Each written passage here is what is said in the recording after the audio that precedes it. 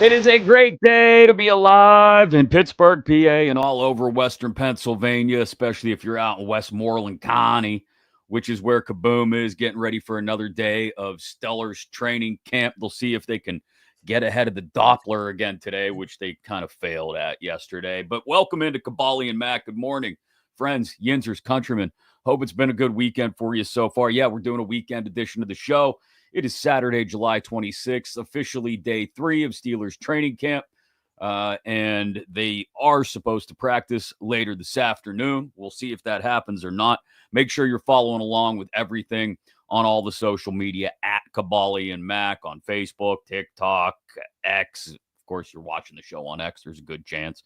On Instagram as well. If you're one of the first 500 followers to the Kaboly+Mack account on Instagram, you'll be in the running for that $100 Yoli's gift certificate. Yoli's Cucina and Craft House. Beautiful place in Jefferson Hills, a couple minutes from our houses, and great food. So if you live in the area, you'd obviously like to win that and take the family to a nice dinner. And of course, if you're one of the first 2,500 subscribers on YouTube, you'll be in the running for that autographed Paul Skeens baseball. They scored 1 run in 11 innings last night, Kaboom. I saw you were mad about that.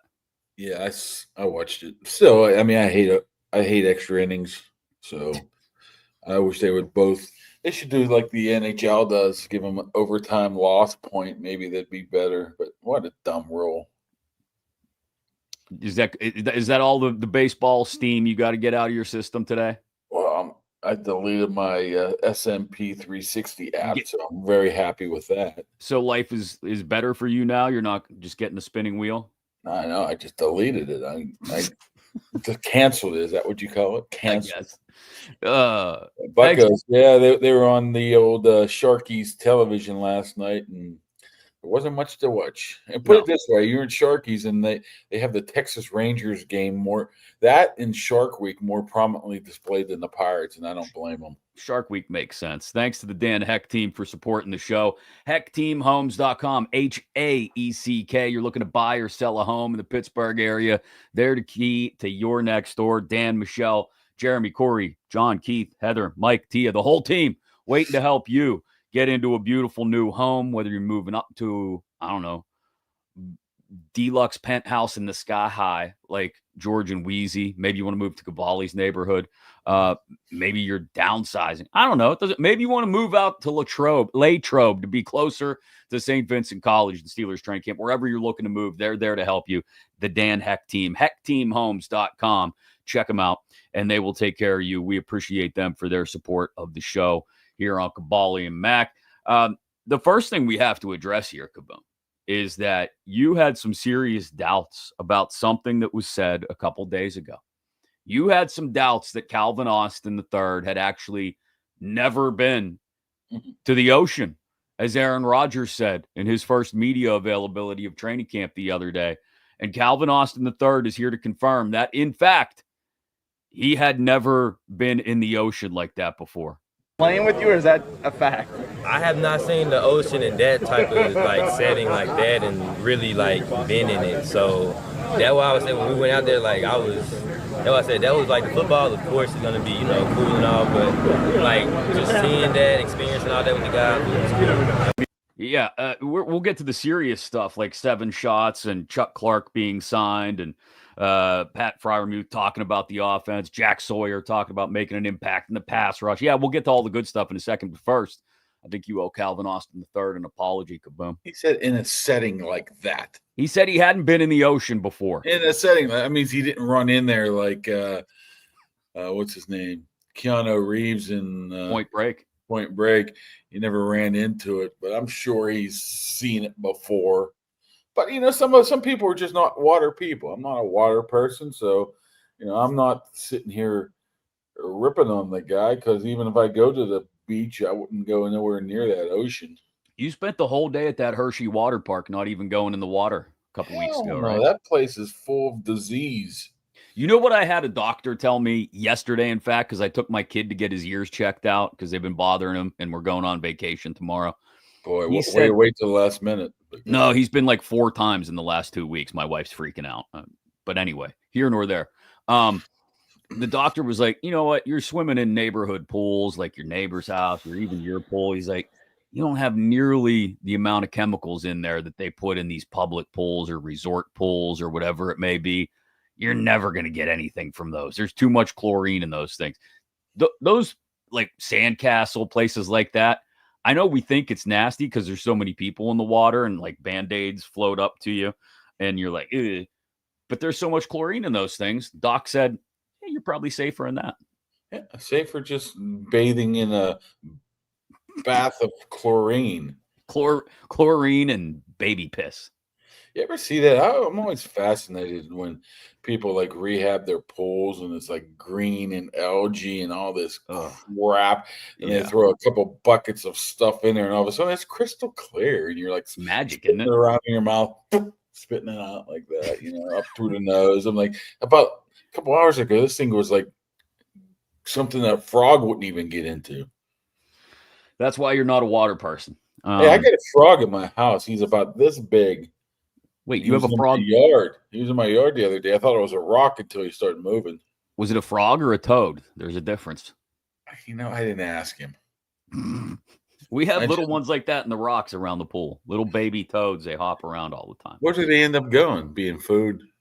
Probably. Yeah. Chain? I don't know. It's like Wild Kingdom in our backyard. There's rabbits running around. There's deer eating our tomato plants. It's just a disaster. I got some spray to put on my pepper plant, and it smells like dead, rotten meat. That's great. How does that taste? It's the deer repellent, dead, rotten meat smell. It's disgusting. If you'd like to have a better looking yard than either of ours, get in touch with Southwest Greens. SouthwestGreensPA.com. Go check out there everything they can do, whether it's just a small little corner of your yard. Maybe you want to have a little area where you're a golfer, you like to putt, you want to practice, they can do that. It would be beautiful. They could do an area around your kid's play set, maybe an area around the fire pit, maybe an area around your pool, maybe the whole damn yard, whatever you're looking for. Have the best looking yard in the neighborhood with the least amount of maintenance. Southwest Greens, check them out. SouthwestGreensPA.com, a beautiful artificial surface to upgrade your lawn so it's looking better than either mine or Kaboom's. That's for damn sure. Okay, as for the actual football, 7 shots. They only practiced for like 25 minutes yesterday because they got out there and the clouds and the storms started to roll in. They didn't, like I said, get ahead of the Doppler, which may be my new favorite phrase at camp. It barely rained. It was just lightning, and they cleared the stands and said, there's a storm 8 miles from here. Everybody out. Then they just went up, and I don't know if it barely rained until later in the night. But it was all the lightning. They're afraid of the lightning. Hey, but here's the thing. When you decide to hold practice in the middle of the summer, it's 3 o'clock. Guess what tends to happen around that time? Afternoon thunderstorms. So you're going to have to deal with Doppler a lot. Yeah, you got to get ahead of it, like Mike Tomlin would say. They still got the 7 shots drill in from down near the goal line. The only thing I noticed, because I didn't watch it, I didn't go find the videos that people shot from the stands. I just read a quick recap of what they did on each player, what the outcome was. Not surprisingly, Rodgers targeted DK a couple times down there. Pat Freiermuth caught a touchdown. There was a bad snap to start the thing, so they kind of reset the drill. But other than that, nothing remarkable I didn't notice. Well, when you start, that's your first 7 shots of training camp. Right. Obviously, they wanted to get the connection down with DK and Aaron Rodgers, and that was evident from the start there. But the offense looked good in general. I think they had 4 or 5 touchdowns, if I recall. I think Will Howard even had one. Wow. So it was a good start. I think Aaron Rodgers looked a lot better yesterday in game day 2 rather than day 1. Sort of like seems like he's ramping it up, but they didn't have much after that. It was only going to go till 3:30, and they might have cleared the field at 3:05. They might have had 2 periods left, but they got some live drills in. That's probably their only live type of drill they've had so far. So it was a good start. And you see the talent, man. You see what they're going to be looking for in the end zone. get it to the big man. You're not going to. When I say big man, he's a big man. He's going to have a multitude of different ways to get defenders off him to get a touchdown, and we just saw that a little bit yesterday. DK caught one. They tried DK on another one that I guess missed. Porter was in coverage on that one. Mason got a couple reps on the 7 shots, completed one, incomplete on the other. Same with Will Howard, as you mentioned, although the recap I read said it was a great catch by J.J. Galbraith. Oh, that guy, you know what? You got to keep an eye on him. And he's a guy that you really noticed during mini camp and the first day or two. That's how you continue to tell who's, I guess, standing out, because he's noticeable. You're not looking for J.J. Galbraith, right? Well, he's the 5th of 5 tight ends on the roster, right? So all of a sudden you're like, who's 87? Then the next day, who's 87? Boy, 87 made a nice play. Then all of a sudden you realize this guy's pretty good. I don't know if he can make the 53 man, but he's definitely a practice squad eligible type of guy. But they like him, so he does have some talent. Well, this is one of the advantages, I guess, if you're a guy further down the depth chart of somebody like Jonnu Smith, not really running in any team drills yet, just doing stuff on the side, not even taking part in individual drills with the tight ends yet, just catching off the jugs machine, is you're going to get some reps, even if it's with the third team and with the rookie quarterback. And if you make the most of it, then people like you and I and people in the stands and people sitting there watching it are going to take note of it. And this is the kind of guy that training camp and preseason games are for. Like Freiermuth, Jonnu, even Darnell Washington. They don't need to go out there and prove anything necessarily during training camp and preseason games. They're going to make the team. Now, once we get in the regular season, obviously, we've talked about Darnell before. He's got something to prove in the final year of a rookie deal. But, they've got camp and preseason games.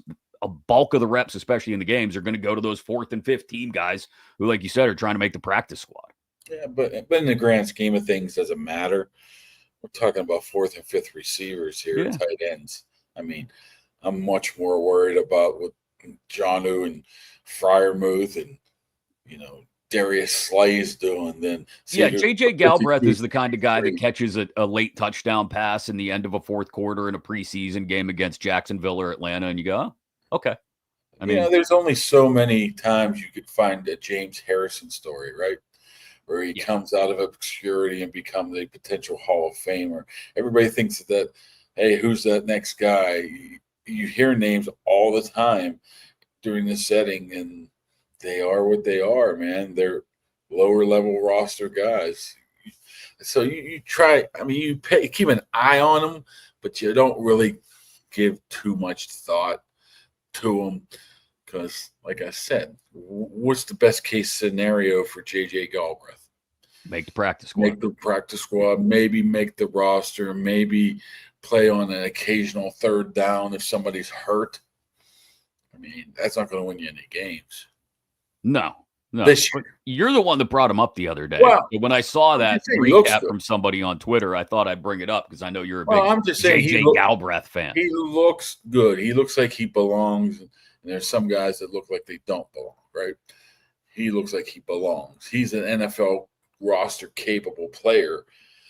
But sometimes we take that to the extreme of saying, keep an eye out on this guy. He's going to push Connor Hayward. No. If he makes the practice squad, that's good. Somebody wanted to know, how's Will Howard looked? Will Howard. What was that commercial back in the day for the trip? How's the guys look? Big and sweaty. Jerry DePaula said that, right? No, Howard doesn't look so big and sweaty. He's getting his in between 3rd and 4th team reps. Once again, we had 2 short practices and one was abbreviated, so not a lot of reps to go around. Yeah, there's a handful here and there. There hasn't been a live hitting, so it's hard to make a determination on how he's looked. He's thrown the ball, and when there's not pressure on him, he's being able to make some completions. And once again, they're not even trying to go down the field yet. They're doing a lot of underneath stuff early in camp. They're going to ramp up to that. So it'd be premature to say he looks good or bad. If you're still getting ready to head out on vacation or go to the pool like we were talking about earlier, or just spend time outside this summer, there's a good chance you may have someone in your life who wants to make sure their nails look good. Check out Nail Studio too. We appreciate them supporting the show out in McMurray, Peters Township area. They are right there in Lakeview Square on 19 next to Juniper Grill and do great work. And you can book everything online too. So you want to get somebody a gift certificate, gift card, you could stop in and do it. They can book their time online then at nailstudio2.com. That's a Roman numeral 2. So nailstudioi.com. And check them out on Instagram at Nail Studio McMurray to see the kind of work that they do.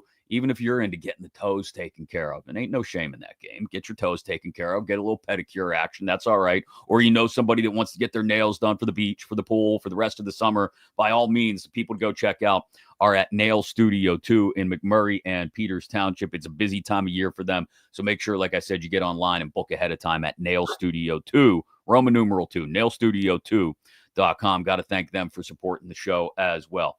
So I don't want to say it flew under the radar because we've been talking about adding someone at this position for a while, but they went out and they added someone at safety. And it's someone who has some history with somebody who's already at that position in the secondary. This clip is from, God, I don't know, probably 4 or 5 years ago when Chuck Clark was in Baltimore. But Deshaun Elliott was also in Baltimore, and he was asked about working together with Elliott. Me and Sean, we communicate really good out there on the field together. And he has a high motor, a lot of energy, a lot of aggression out there on the field. And, you know, when we out there paired together and we out there, we gel together smooth. And it's been like that in the past, you know, when we've been out there running with the twos before we stepped into our role as starters. So we know how each other plays.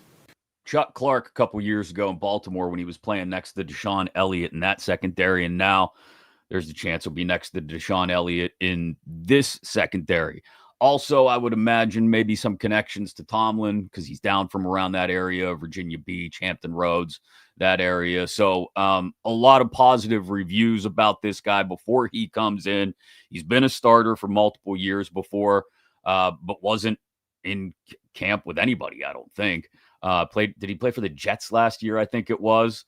And another guy that strikes me is not like your typical center field free safety kind of guy, but more of a hybrid safety who can play up high, but can also come down into the box and make some plays. Yeah, I mean, he's out there. You need to upgrade at that position, or at least depth at that position, because right now their second team, you're looking at two undrafted, Killebrew and the undrafted guy. Castro?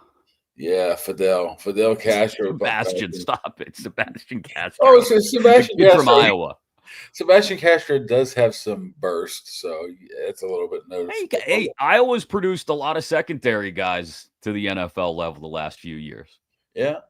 And interesting enough, I met Chuck Clark's football mom from the Hampton Roads area last night, and she's showing me all these pictures of him when he was a kid and says, you want me to send you this picture so you can show him? I'm like, that'd be a little bit creepy there, ma'am.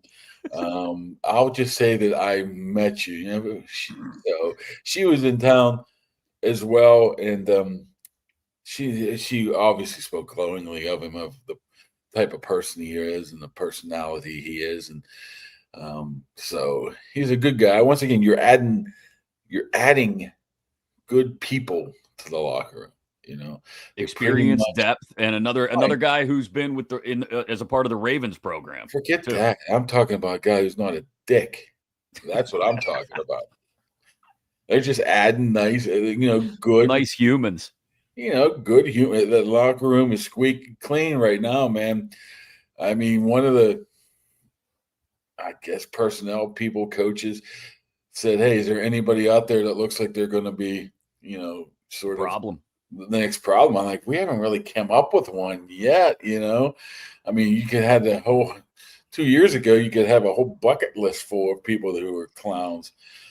It's not that much anymore. I mean, you're going to fault Deshaun Elliott for speaking his mind? No.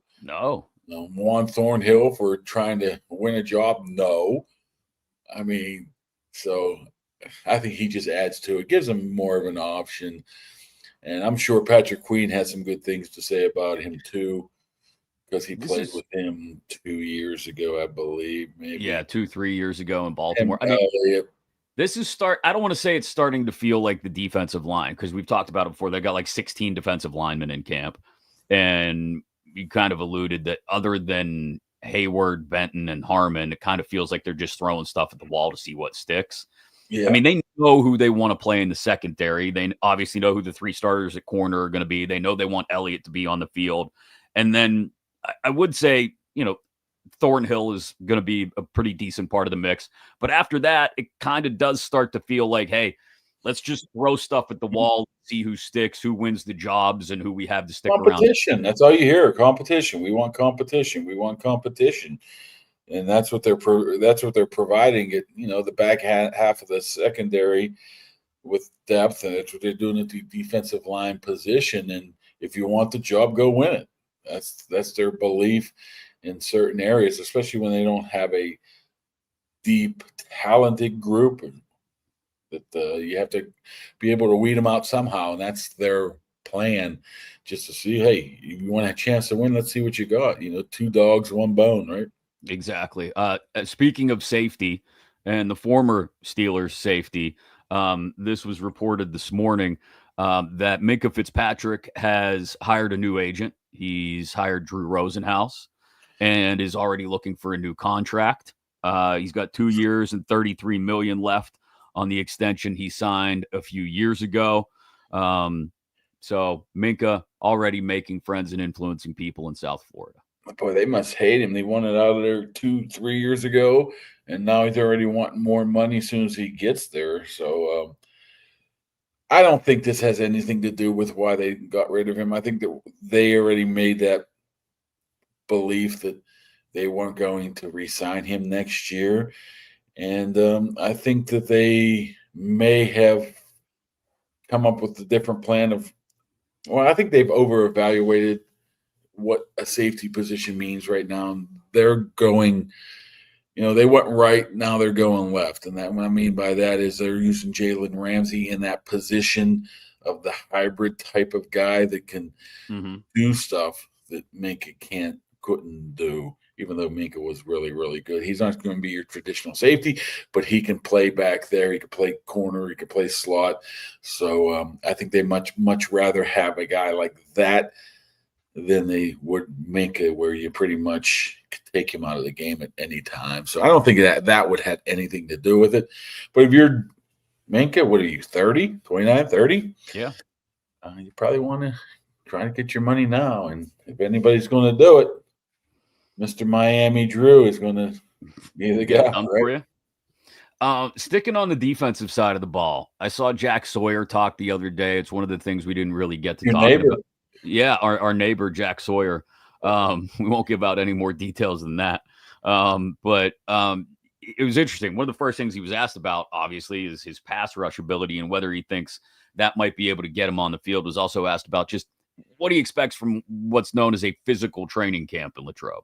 In fact, yeah, I mean, I think that at my position, pass rushing is a premium. So, I got 2 great guys to learn from, even Nick Herbig too. So, I feel like I'm in a great spot, and I'm confident in the tools that I have to pass rush. So, I'm looking forward to learning as much as I can and put my talents on display. What have you heard about the physical nature of this camp, and what are you looking forward to most about being in an environment like that this soon? Yeah, I heard that it's it's kind of old school, which is nice. I like to think of myself as like an old school type of player too. So, knowing that I'm coming to camp and we're going to put the pads on, we're going to get after it.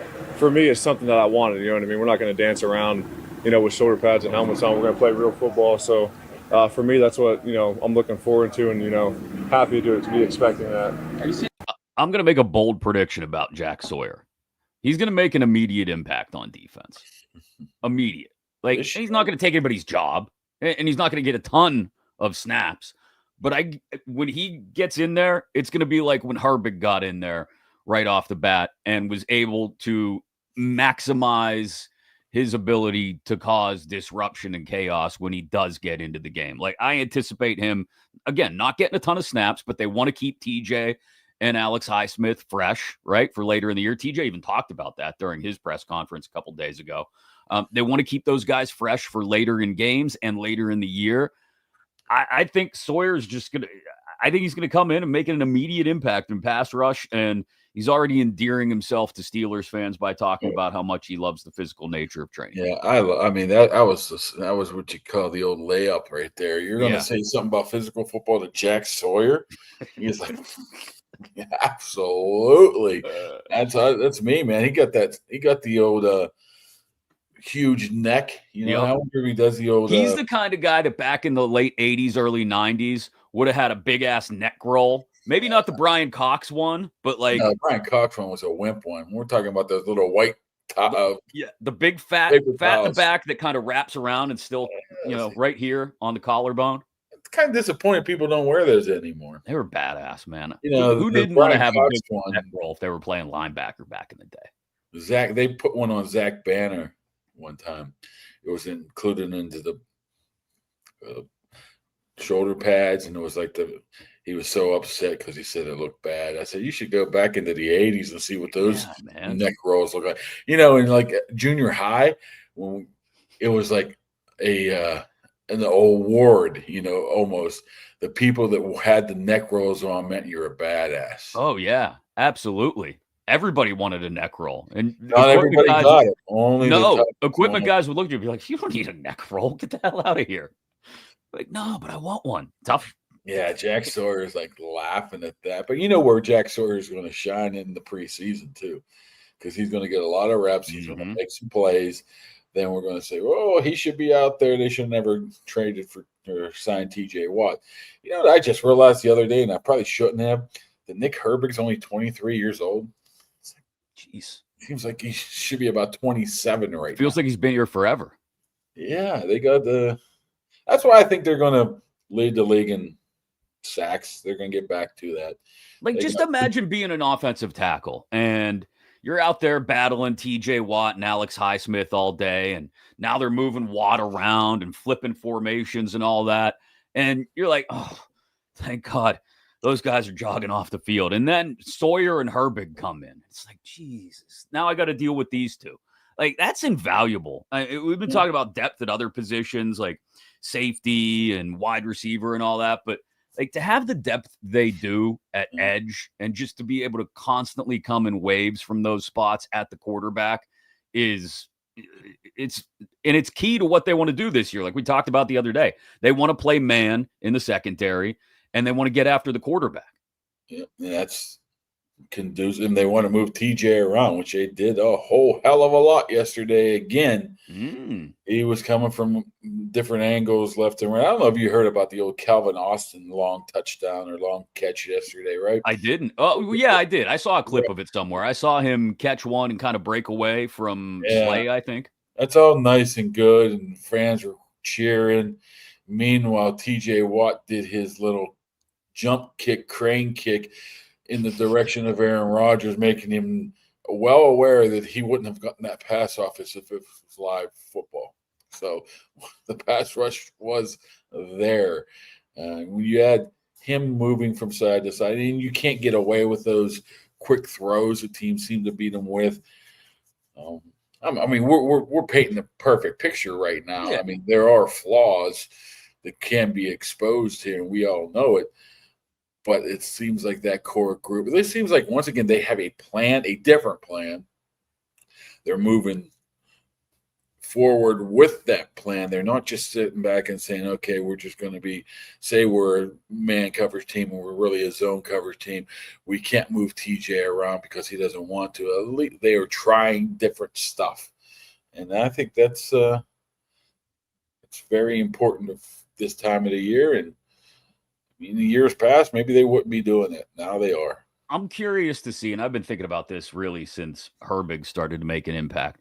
There's got to be a way to get three of them out there on the field at the same time. And them, I mean the edge rushers. I know that's difficult, but there's got to be a scheme you can cook up where the offensive line hasn't seen it before, the quarterback hasn't seen it before, and they look up and they go, okay, Watt, Highsmith, wait, shit, Herbig's, what's going on? Like, you could do that with two down linemen.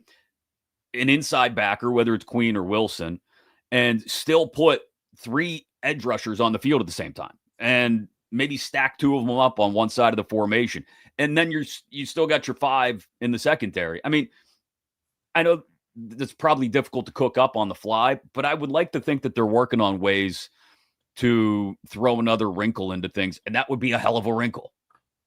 Yeah, I mean, the options are unlimited right now.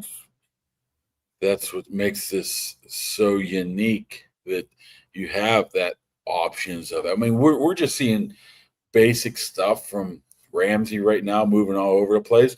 But you would have to imagine just the rest of the secondary is going to be forced to be able to play different positions. I mean, there might be times where Joey Porter has to go into the slot or something. Mm-hmm. Like we haven't seen that yet. And now I think a lot of this is now up to the coaching staff to being able to develop a scheme to be able to get all this to work. So it's I think the defense is going to be a lot better this year than it has in the past. I mean, just got to stop the run. Peyton Wilson, just got to stop the run. Yeah, but they're going to stop the run. You do got Peyton Wilson, who's should be a lot better this year. And you got Deshaun Elliott, who is a pretty sure tackler. But I agree. I mean, Benton's going to have to play well. Hayward's going to have to play well. They're going to have to find a couple other guys along that defensive line as well. I just worry if other teams can scheme them out of what they want to do, But that's from a month from now. If you're going 4 wide receivers and forcing, nickel defense and then being able to run it up the middle like Baltimore, I mean, do you have an answer for that? Yeah, I mean, I don't know how many teams are able to run it like Baltimore, though. Not just because of Henry, but because you've got the read option possibility with Jackson. I mean, obviously there's other teams that can run the ball. I just don't know how many can do it from that light a formation that Baltimore is able to do it from. I don't know. It's something, like you said, to keep an eye on when we start to roll towards the regular season. Thanks to our friends at Impact HVAC for supporting the program. It's damned hot out there, and you don't want to be hot in your house. So if the AC is not working quite the way it should, not working at all, you think something needs to be taken care of, get a hold of them, Impact HVAC PGH on Facebook, or just give them a call, 412-297-1852. They'll come on out. They'll take a look. They'll tell you whether it's just a minor fix, a repair, a maintenance issue, or maybe you need the whole system replaced. Nobody wants to have to do that, but if you have to do it, especially this time of year, Impact HVAC are the people to get a hold of. Impact HVAC PGH on Facebook, or again, 412-297-1852. We appreciate them supporting the show. So our buddy Pat Freiermuth, I'll get to the other Pat in a minute. Pat Freiermuth talked to the media the other day as well, and was just asked about welcoming Jonnu Smith to the team the way he did and how he anticipates working with him this year. I think we're going to work really well together. I think he brings a different skill set than I do, and I think we're going to complement each other really well. He's going to complement the whole tight end room really well, and I'm excited about the possibilities of 12 personnel. Arthur, sat down with me and showed me, what he was thinking and stuff, and so I'm very excited. I think it will be a big year for both of us. So here we are back to talking about formations and personnel groupings. 12 personnel. Muth brings it up and says he's talked to Arthur about it. I mean, you don't go out and get Jonnu Smith and then not play him. So I find it hard to believe that they're not going to have at least 2 of those guys on the field. Maybe not at all times, but most of the time. The starting 11, if we had to pick it out of a hat, or not out of a hat, but just guess names here. Like DK, obviously, we know the offensive line, we know the quarterback, we know the running back is going to be one of Warren or eventually Caleb Johnson, and we know Muth and Jonnu are going to be the tight ends, and then it's just a question of whoever the other receiver is, whether it's Calvin Austin, Roman Wilson, Robert Woods, whatever. They're going to be in 12 personnel. 1 back, 2 tight ends, as Pat just mentioned there. I mean, it's going to feel like 90% of the time. Like, they don't have the personnel to run with too many wide receivers, and knowing what Arthur Smith wants to do, I wouldn't be surprised if there's 13 personnel in there as well. One back, 3 tight ends a good amount of time. Yeah, they're going to use both of those guys. That's probably why they're not so interested in acquiring another wide receiver right now. I mean, they do view Jonnu Smith as a sort of a wide receiver-ish. I mean, Freiermuth up there too. The problem is even though you're looking at a tight end like Smith, Freiermuth, and Metcalf, those are not really deep ball capable guys. They can do it, of course, but nothing like, some of the elites in the league. That's why I think Calvin Austin becomes very important, because he can take the top off the defense, right? Lift the lid. He can do that. So maybe that's what you need. Maybe that's their thought of process right now. They need somebody to get down the field. And I don't care if he's 5'9", he runs a 4.2. He can get by people to open up stuff up underneath. So I don't know how interested they are in wide receiver, but they're going to use. I mean, you're right. You don't acquire Jonnu Smith. You don't have Pat Freiermuth under contract if you're not going to use them. They both should be on the field. Like you said, 12 personnel, they should be on there for a good portion of the play. I mean, it presents a matchup problem. When you go in safety, you go in linebacker on Jonnu. Which one you doing? If you're going big on somebody, then maybe you can throw the ball. If you go small, then you maybe could be able to run the ball. So, I keep saying, it seems like they've really worked out a plan. It's now executing that plan. I thought it was interesting that Pat mentioned his ability to run like the choice routes and the option routes underneath.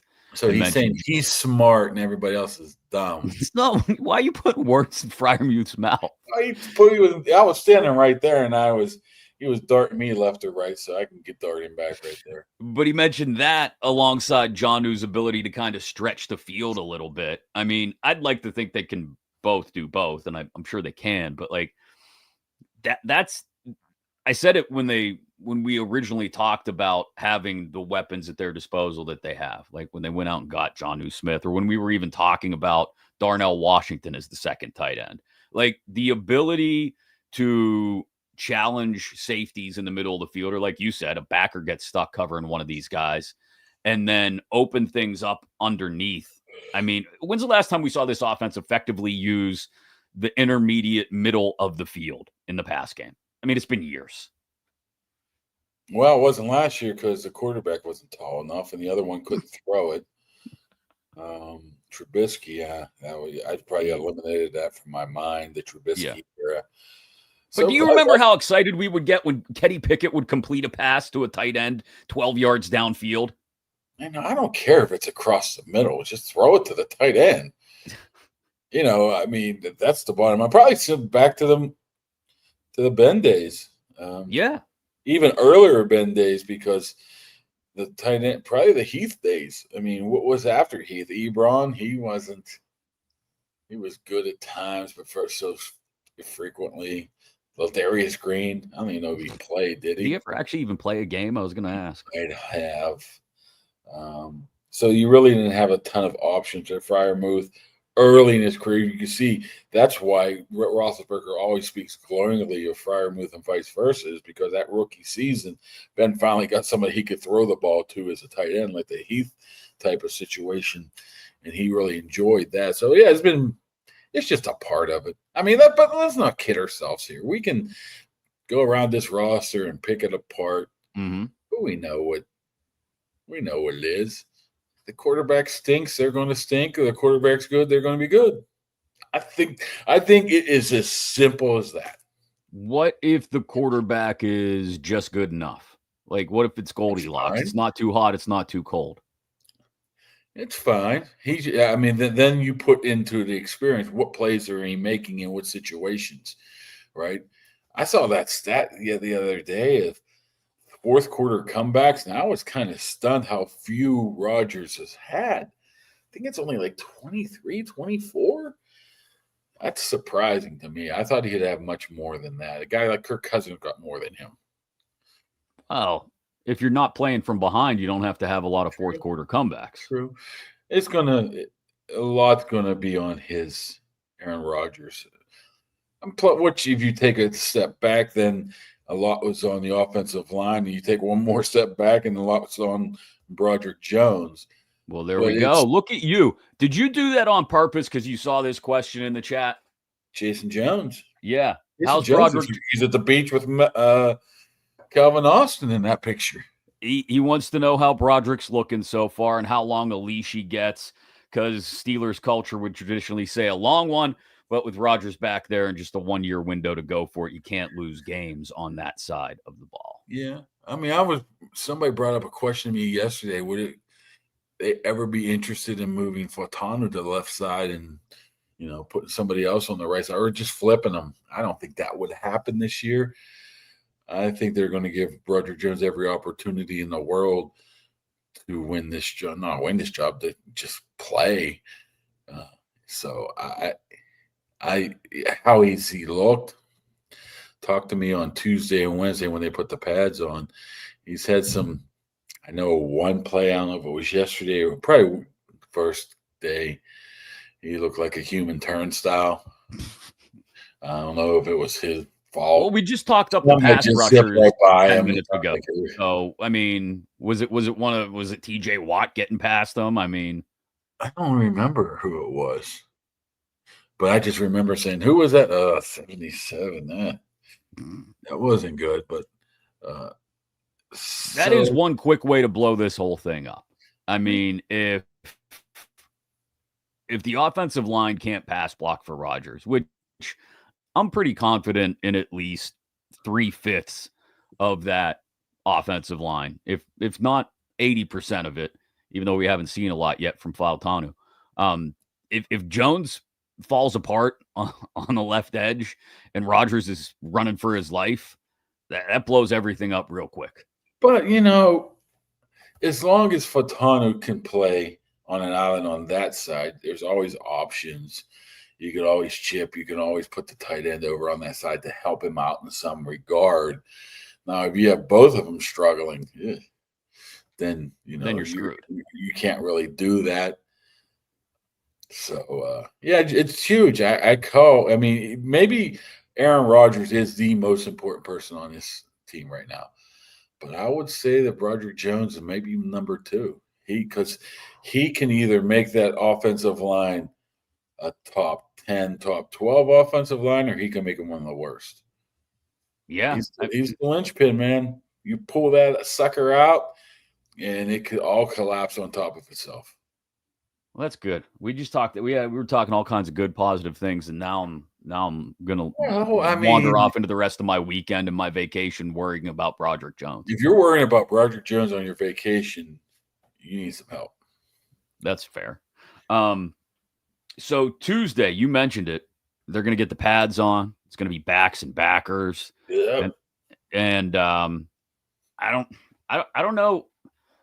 It's the modern day Oklahoma drill, right? Because they don't do Oklahomas anymore. I don't know who I'm most. Yeah, I don't know who I'm most excited to see pair up. Do you have a matchup you really want to see? Oh yeah, I want to see Jack Sawyer, right? Against anybody? Jack Sawyer versus Darnell Washington. Oh dear God. Oh, that would be nice. Because Darnell Washington is a guy that he just replaces people. Last year I saw him, he'd be blocking a guy, I'd be like, man, I don't want you here. I want you here. And it'd be like, boom. It's like, okay, I'm done. Just forklift guys. I mean, it's like, okay, Darnell Washington puts people where he wants to put them at. I like to see that. I like to see Caleb Johnson because I think he's actually pretty interested in this drill. And I always Caleb Johnson against Jack Sawyer, a little Big Ten on Big Ten action. More like Mark Robinson. Some of those veteran linebackers like to skirt the rules from time to time, as in some bull rushes and some. They know what's going on, so they like to say "Welcome to the NFL" and in that regard. With running back wise, I mean, Jaylen Warren's a guy too. He'll knock your head off. Yeah, that's one thing. That's one thing that this running back crew does have. They got, first of all, Jalen Warren is an elite pass rusher, pass blocker. Caleb Johnson is a tireless worker at getting better at pass blocking. Now, I don't know about Trey Sermon. I don't know about Kenny Gainwell, but I don't really care at this point either with those two. But I'd like to see Darnell Washington. What about your guy, Ross Tucker's guy, the Notre Dame guy, Max Hurlman? Max Hurlman is looking good already. What if he's got to stand in there against a Patrick Queen or a Jack Sawyer? I would like my chances of a Max Hurlman because not too many people leave Colgate to go to Notre Dame and become a punt returner and become a star. So is Cordarrelle Patterson still alive? Has he been around? They are hiding the hell out of him. I don't know if he's doing the hold in. They're giving us a lot of freaking mumbo jumbo, and I don't believe any of it. I think they're just holding on to him just to maybe use him as a piece to move him, a trade piece potentially. Or in case you guys need a kick returner at August 30th. I think we got the best one ever to play. I don't think he's going to be there. I saw him briefly at minicamp. And he was just like in and out. He wasn't practicing at all. Here they're like, oh, he's dealing with some stuff. I don't buy it. I could be wrong, but I don't buy it. I just don't think he knows that he's not going to be a future of this team. And he's like, why am I going to get hurt for this? Call me when you trade me. If not, nobody can explain to me why he's on the roster. I haven't even heard his name mentioned. But think about it. Think about it though. August 30th comes along and they're like, man, we have no kick returner. Oh, the Steelers are getting rid of Cordero? Okay, why not? Let's give him a call. That's the only rational possibility I can think of. This is just me thinking. I don't know this. Dangerous, Kaboom. When I don't know this, but why else would he be on the roster? $3 million? Yeah, that has to be it. Or just in case somebody gets hurt, right? Like that's. But who? I don't know. Gainwell returners. Are we talking about? He hasn't played wide receiver for like 6 years. Yeah, I don't know. It doesn't make any sense, but his name just popped into my head because we were talking about all the running backs. Yeah, that's the only thing I could possibly think of. So backs on backers on Tuesday, and then Wednesday, Pat McAfee and the boys will be live from St. Vincent College in Latrobe for Steelers training camp. I imagine you may be prominently featured, Kaboom. I doubt that. Oh, come on. They're at Steelers training camp. They're not going to have you on? Well, let's think here a little bit. Aaron Rodgers, Mike Tomlin, Cam Hayward, Omar Khan, and me. Yeah. Which one doesn't belong? Right? They got to have you on. Come on. They can't get all the big names on the show in the same day. Let's hope not. Make room for the Kaboom. I'll probably fall off the chair or something. Why do you anticipate the worst all the time? Well, look what happened yesterday. Some lady had a seizure on the sidelines, and Terrell Austin comes over and says, "Oh, I thought that was you who passed out." I'm like, "No, thanks, Terrell. Why would me come to your mind first?" I don't know. That's like a little bit of a dart. Like the 900-pound dudes like sitting in the stands over there on the chair because they can't walk around, and you think I'm the one that passed out. All right. Although we got two acquaintances. We got an acquaintance together. He's a big Arch fan. Oh, yeah? Archie wings. So Terrell is. Anybody who likes the Archie wing is okay in my book. Yeah. Yeah, we got to get down there and get some wings from Arch soon. Not in the next week because I'll be on vacation. I'll be back next Saturday. Thanks. And thanks for leaving me in the heat. Yep, I think you'll be okay. You'll survive. This is a long stretch too because they're going to practice Tuesday, Wednesday, Thursday, Friday, Saturday, Sunday. It'll be 6 days in a row. I'll be back towards the end of that to help you out. Okay, buddy? Thanks, I appreciate it. Yeah, no problem. I got you. In fact, my son wants to come out to camp, I think the day after we get back. So You are crazy. he wants to come out and see it. I've completely warned him about what it's like. And I've told him like it's crazy, but he wants to do it. He wants to take his little Steelers mini helmet and try to get some autographs on him. I told him, just be prepared. It's going to be Max Hurleman and Spencer Anderson and Scotty Miller signing your helmet. Better than Pony and Harry Callis and Adam Crowley, right? That's going to do it for today. I'm going to go on vacation. If anything crazy happens, let me know. I mean, I don't know what the Wi-Fi is like in Punta Cana, but if it's good enough for me to jump on my phone, could always do an emergency pod if necessary. Direct flight or what? Yep, direct flight. Leave at 7 a.m. We'll be in the beautiful Dominican Republic by noon. Boy, I heard rumors that you didn't need to update your passport. That it's all baloney. No, I'm telling. If you go on the website, people don't care about this. Dominican Republic website does not tell you need to, but the U.S. State Department website has been updated to tell you that it has to be valid for at least 6 months from the day you travel. So we weren't taking any chances. We weren't going to show up to the airport and then some, overzealous gate agent be like, "Oh, I'm sorry, your passport's not valid." But they'll be like, "Hey, aren't you part of the Mac podcast?" And I would say no. I don't know Mark Kaboly. Go right ahead, sir. I do not claim him. Shouldn't you be at training camp making sure Kaboly doesn't pass out on the sideline? Craig Cole helps you out there. Says you need your passport, buddy. Yeah. Yeah, but his expired 6 months from now, so I don't understand that. I don't make the rules. I just try to follow them so I can actually get on my flight and go on vacation, which I'm going to do in less than 20 hours. Okay. I'm going to go. I'll send you pictures. You're going to spend like $400 in parking, huh? Yeah, I hate that part. And then the dog sitter. That's a couple $100. What are you going to do? But I'm going to go enjoy vacation. I'll send you pictures of the pina coladas at the swim up bar. You enjoy St. Vincent College. Tell all the boys from the McAfee show I said hello. My God. Enjoy practice today. Yeah. Stay ahead of the Doppler. Thanks again to the Dan Heck team, heckteamhomes.com for presenting Kaboly+Mack. We appreciate their support and all of your support. Go follow on Instagram. Maybe win that Yoli's gift certificate.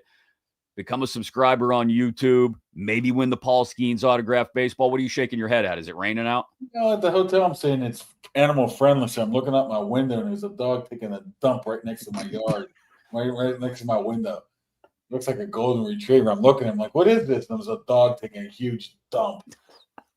Are you staying at the place where Jay Leno fell over the hill? No, I'm staying at the old inn, the Mountain View Inn. Well, enjoy the view. Huge dump. It's unbelievable. Offer him some dude wipes. I got a shout out by dude wipes the other day. Yeah, you're big time, buddy. Because the dude wipes mascot was like staring at the laughing at the Cleveland Browns guy who fell off the dock. What are you doing here? All right. I'll see you. Enjoy the rest of camp. I'll talk to you soon. All right, we'll see you, fellas.